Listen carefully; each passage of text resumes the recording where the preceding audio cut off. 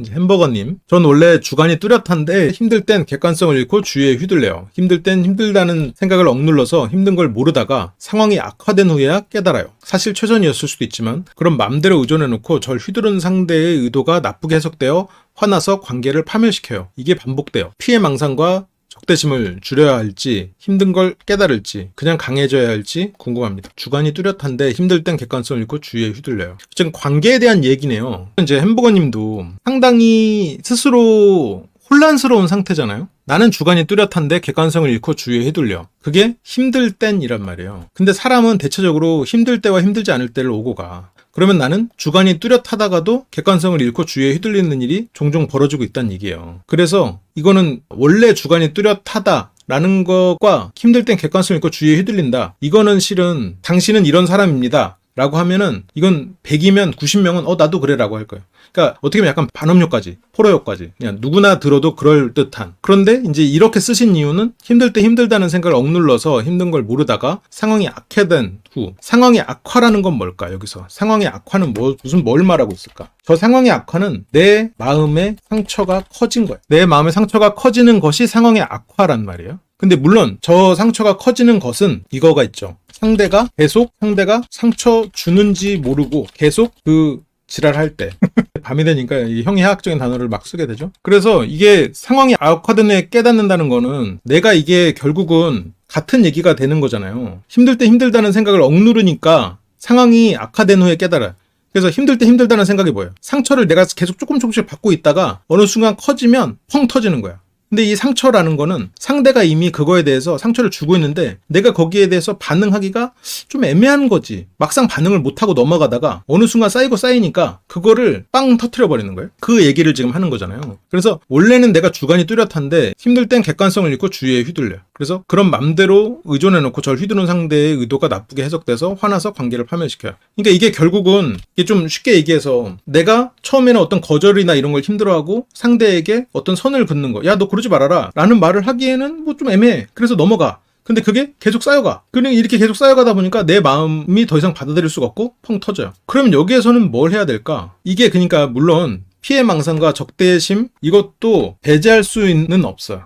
이게 존재할 수도 있어요. 왜냐하면 이런 일을 계속 겪었으니까 상대가 나를 언제 이용할지 모른다. 여기서도 맘대로 의존해놓고 날 휘두른 상대의 의도가 나쁘게 해석돼서라고 하잖아요. 그러면 여기서 이미 나쁘게 해석했잖아. 그리고 나쁘게 해석돼서라고 말했단 말이에요. 그러니까 이미 나쁘게 규정했지만 아닐지도 모른다는 생각을 하고 있는 거지. 실은 나쁘게 해석돼서라는 표현은. 잘 모르면서 우월감 지배욕을 채우려고 절 이용한 것 같아요. 그러니까 이게 지금 확실하지 않다는 거야. 스스로가 이 확신을 못 가졌다는 거죠. 왜냐하면 내가 이걸 확신을 처음부터 가졌다면 이렇게 힘든 상황까지 안 놓았어. 그런데 이런 상황까지 오고 내가 상처가 너무 커지고 이걸 더 이상 내가 참을 수가 없는 상황에 이르니 이 사람이 이렇게 나쁜 놈이구나라고 해석해야 되는 상황에 이르는 거지. 그러니까 이게 과거에 내가 틀릴지 현재의 내가 너무 과한 선택을 하고 과한 반응을 하고 있을지는 몰라요. 그거는 어쨌건 과거의 나의 판단과 현재의 나의 판단은 현재는 다르단 말이야. 과거에는 이 사람이 우월감 지배욕을 채우려고 날 이용했다고 생각하지는 않았어. 그 행동이 그렇다고 생각하지는 않았어. 물론 지나고 나서 보니까 그럴 수 있는데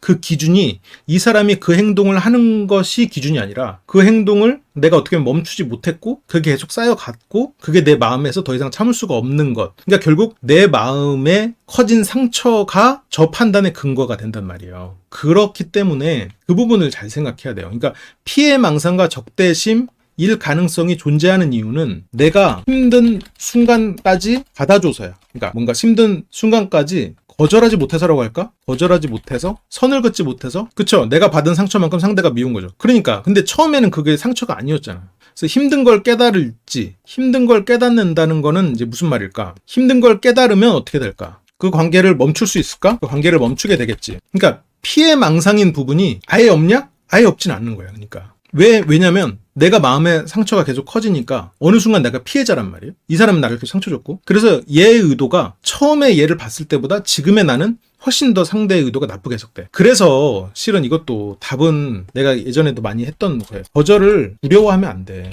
내가 해야 될 거절을 해야 된다는 얘기예요. 할 말을 하는 거예요. 근데 실은 이제 햄버거님도 그렇고 저도 그렇고 많은 사람들이 이제 그런데 내가 이 사람을 거절하면 이 사람이 나를 미워할까봐 아니면 이 사람이 내 말을 거절하면 이 사람이 나를 완전히 부정하는 것 같아. 그래서 그게 두려운 거예요. 거절당할까봐 두려워. 그리고 내가 이 사람을 거절했을 때 이 사람이 나를 버릴까봐 두려워. 그렇기 때문에 그런 실제로 내가 어떤 해야 되는 거, 어떤 선을 그어야 되는 걸 못 긋는단 말이야. 그러니까 계속 쌓여가. 그러니까 어느 순간 터져버리지. 제일 좋은 건 쌓지 않는 거예요. 쌓지 않으면서 상대에게 이 말이 상처가 된다고 굳이 생각하지 않고 그런 상황까지 안 가는 거지. 내 내면도 그렇고 그리고 상대와의 나의 관계에서도 그렇고. 그래서 얘가 예를 들어서 뭐 대두야라고 불렀어. 실제로 제 얘기는 아닙니다. 처음에 이게 싫어. 근데 막 웃으면서 나 그렇지 별명 좋다 이렇게 해놓고 계속 부르니까 나중에 빵 터져. 너 이 새끼 내가 어떻게 뭐 머리 크다고 말을 해 이러면서 싸워. 너 이제 꺼져. 손절. 그러지 말라는 거야. 차라리 그럴 땐, 야, 씨, 뭔 대두야. 남자한테는 좀 그렇지만, 대두야, 이 새끼야. 그러면 하지 마. 막 이렇게 한 번 하고 또 하면, 너 자꾸 그러면 너 안 봐. 내가 딴 건 몰라도 그 말은 못 참겠는데? 이게 그렇게 할 수도 있고, 아니면 좀 더 가볍게 말할 수도 있고, 뭐 남자들끼리는 좀 더 세게 말하니까. 어쨌든 그러면서 이런 말들이 상대한테 굳이 상처가 된다고 생각하면 안 돼. 그래서 그때 할 말을 상대에게 굳이 상처된다고 생각하지 말고 두려워하지 말고 그냥 하는 거예요. 회사 일도 마찬가지야. 회사에서도 내가 일을 못할 때는 못한다고 해야 돼. 그때 말을 해야 돼요. 그쵸. 거절도 훈련이 필요하지. 그렇지. 아까 지용통님의 남편 얼마나 거절을 잘해요. 일단 노부터 하고 시작하잖아. 탈모 시작된 친구 머리 잡았다가 대파 이건 선 넘었네.